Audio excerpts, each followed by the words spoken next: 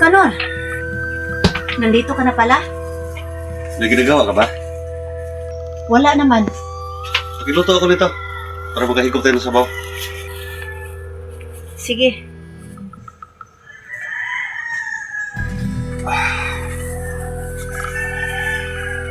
Buti may nakuha ka pang mga gulay. Marami naman kasi mga gulay doon.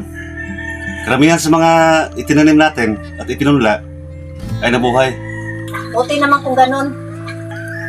Siya nga pala, Flora. Si Maria, kumusta? Nagmumukmuk pa rin ba? Kanor, umuwi na nga pala si Maria. Pinapasabi niya pala sa'yo. Ano? Umuwi siya? Oo, Bakit? gusto na niyang umuwi eh. Yun lang? Kaya gusto na niyang umuwi? Umuwi siya na hindi niya man lang inisip ang kaligtasan niya? Hindi niya man lang inisip ang peligro sa buhay niya? Sinubukan ko siyang pigilan, pero ayaw niya magpapigil. Umuwi siya, kaya hindi ko na lang siya pinipigilan. Isip bata. Hindi marunong mag-ingat. Hindi na naman natin siya pinapauwi ah.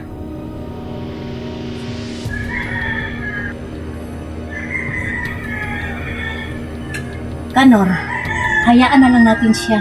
Malaki na siya. At kaya na niya ang sarili niya. Kaya? Laura, ilang beses ang pinagtagkaan ang buhay niya. Ilang beses na siyang muntik mapahamak. Hindi naman siya napahamak, di ba? Oo, hindi nga siya napahamak. Pero paano kung sinuwerte lang siya sa mga pagkakataong yon at sa susunod ay hindi na? Paano niya ipagtanggol ang sarili niya kung mag-isa lang siya? Kanor, huwag mo namang hilingin. Mapahamak si Maria. Laura, hindi ko hinihiling na mapahamak si Maria. Ang sinasabi ko, paano kung... Di ba? In-advance ko lang ang pag-iisip ko. Kanor,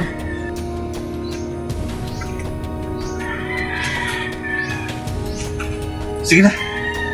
Lutuin mo na yung gulay na dala ko. sige.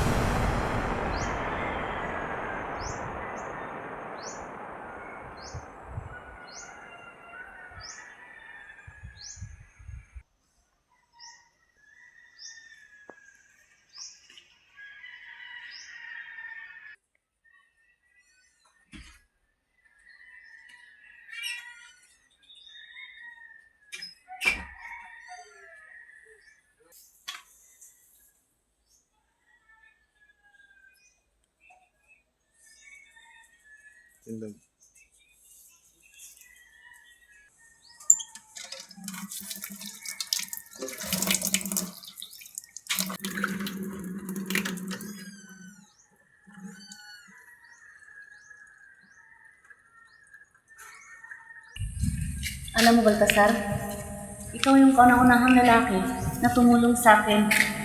Yung iniligtas ako at inalalayan, tapos hindi mo pa ako iniwan. Ikaw talaga.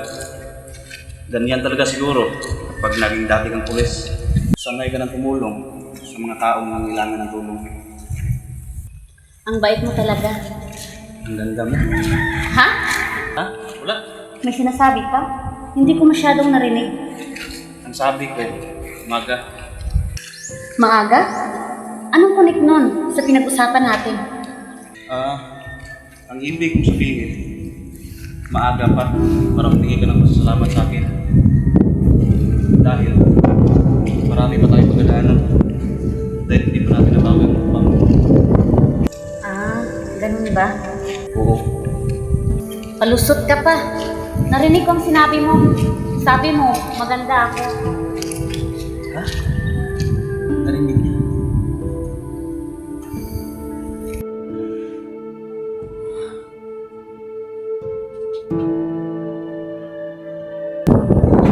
Baltasar, matanong kita, may asawa ka na ba?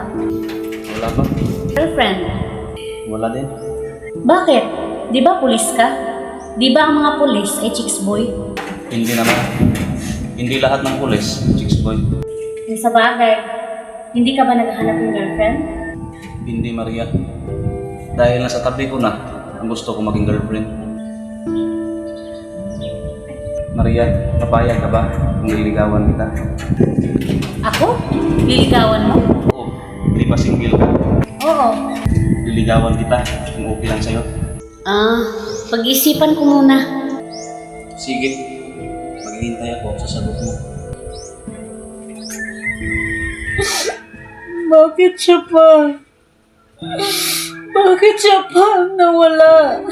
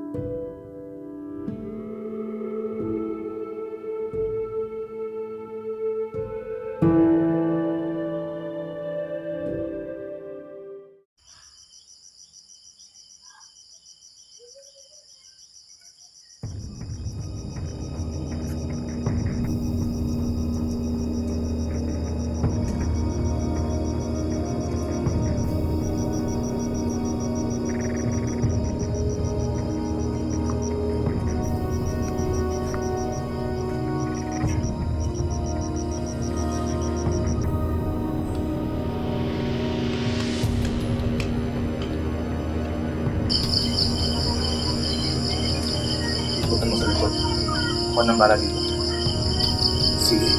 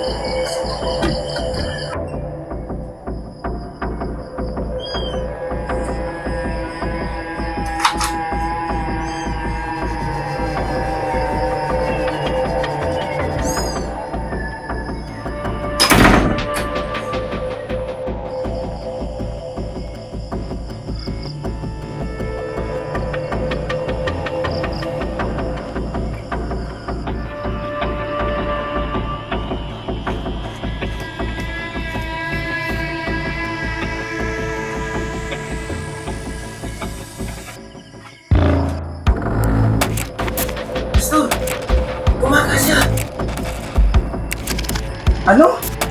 Asan siya? Nandun sa likod! Tumakbo!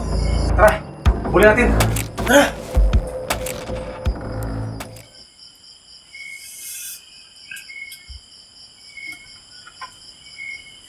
Anor, halika na. Makapuna na tayo. Mauna ka na, Flora. Ubusin ko muna itong sigarilyo ko. Patayin mo na lang muna yan. Halika na. Kumain na tayo. Mauna ka na nga. Wala pa kong gana kumain. Sige na.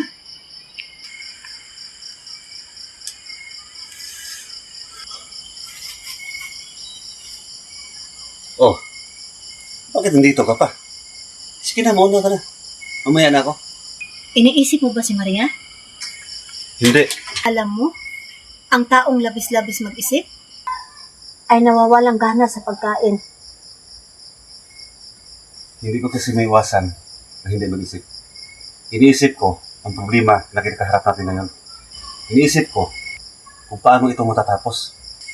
Kanor, huwag mo yang isipin. Matatapos din itong problema natin. Hindi, Flora.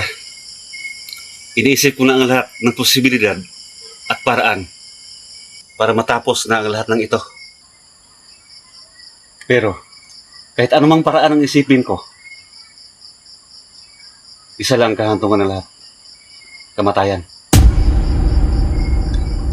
Kanor, Kung hindi man tayo mamamatay, sila ang papatayin ko. At sa paraang yan, tapos ng problema natin.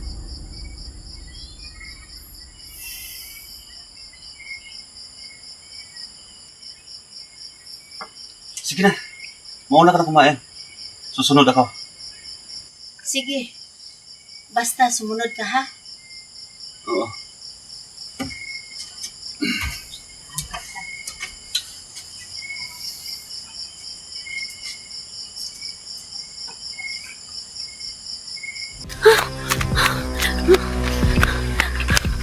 Sana hindi nila ako makita. Kailangan ko makalayo dito. Pero, sobrang dilim ng paligid. Wala akong nakita. Ang paa ko!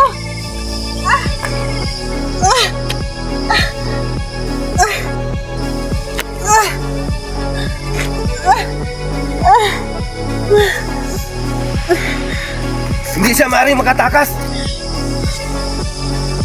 Nandiyan na sila.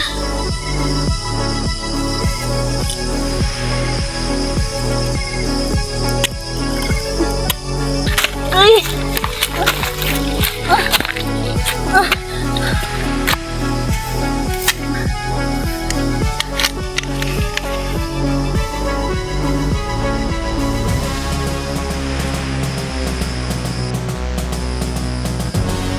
Alfredo.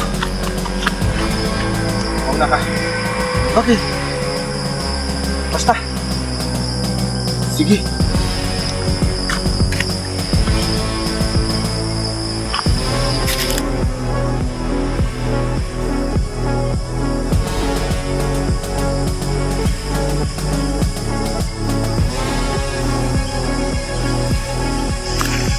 Venus.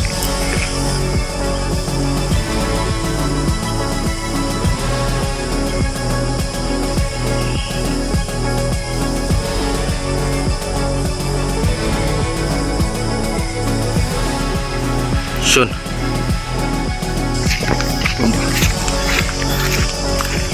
Venus.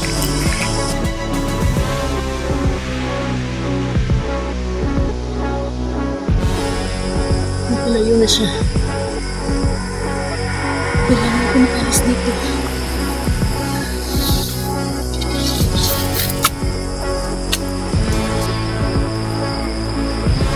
Akala mo,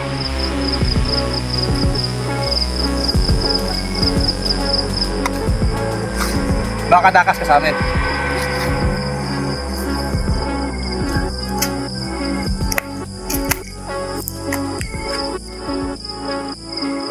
Alfredo!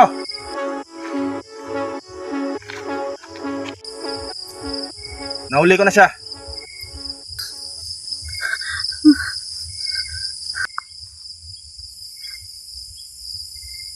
Kawawa ka naman pala.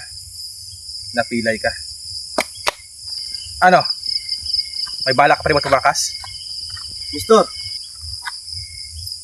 buti nahuli mo siya. Dingin totoo.